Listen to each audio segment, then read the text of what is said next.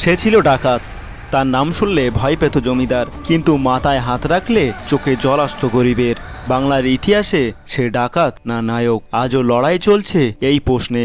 আসুন জানি আসল রঘু ডাকাতের অজানা গল্প।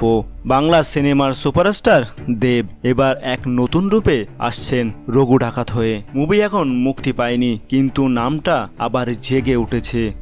রঘু ডাকাত এক নাম যার চারপাশে গড়ে উঠেছে কিংবদন্তি, ভয়, শ্রদ্ধার প্রশ্ন।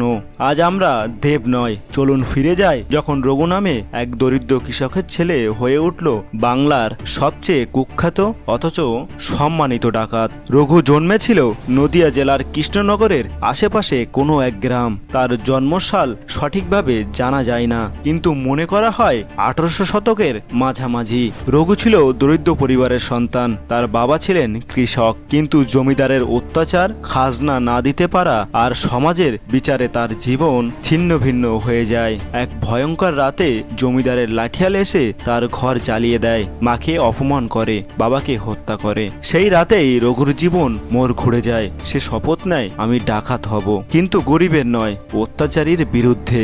এইভাবে জন্ম নেয় বাংলার রবিনহুড, রঘু ডাকাত। রঘু দল গঠন করে। তার লক্ষ্য ছিল শুধুই ধনী জমিদার, ইংরেজি সাহেব, লোভী ব্যবসায়ী। সে দিনে দিনে হয়ে ওঠে এক কিংবদন্তি ডাকাত, কিন্তু তার ডাকাতিতে ছিল কিছু অদ্ভুত নিয়ম। গরিবের বাড়িতে হাত দিত না, নারীর গায়ে হাত তুলত না। ডাকাতির পর লুটের টাকা স্থানীয় দরিদ্রের মধ্যে বিলিয়ে দিত।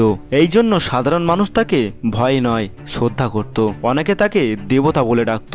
রঘুর নাম ছড়িয়ে পড়ে নদিয়া, বর্ধমান, মেদিনীপুর থেকে শুরু করে ঢাকা পর্যন্ত।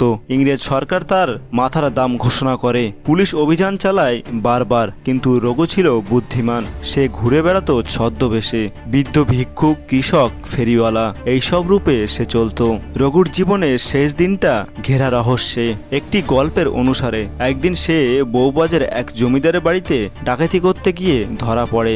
আরেক গল্পে বলে সে নিজের ইচ্ছায় আত্মসমর্পণ করেছিল, কারণ আর যুদ্ধ নয়, আমি যুদ্ধ করেছি ন্যায় ফিরিয়ে দিতে, এখন আমার বিচার হোক মানুষের হাতে।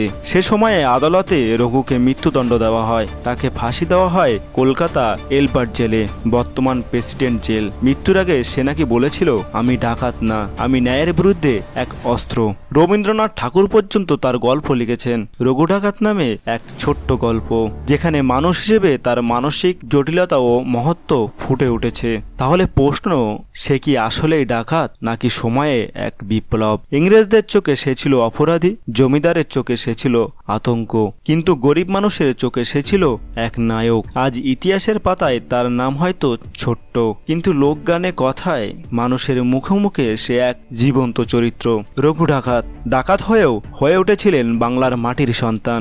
আজ যখন দেব রঘু ডাকাত হয়ে পর্দায় আসবেন, তখন আমরা কেবল একটি সিনেমা দেখব না, আমরা দেখব ইতিহাসকে, কষ্টকে, ন্যায়ের বিরুদ্ধে জন্ম নেওয়া এক সংগ্রামী আত্মাকে। এই ছিল সত্যিকারের রঘু ডাকাতের গল্প। ডাকাত নাকি নায়ক, আপনি কি মনে করেন? নিচে কমেন্ট করে জানান। আর এমন ইতিহাস ভিত্তিক বাস্তব গল্প পেতে ভিডিওটি শেয়ার করুন, লাইক দিন আর সাবস্ক্রাইব করতে ভুলবেন না।